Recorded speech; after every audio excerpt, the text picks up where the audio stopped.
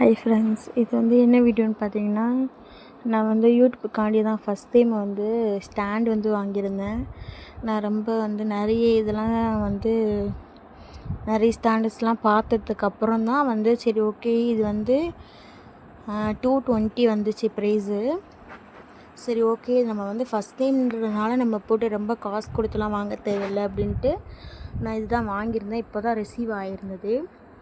ஆன உடனே ரொம்ப ஆர்வமாக இருந்தது, எப்படி இருக்கும்னே தெரியாமல்.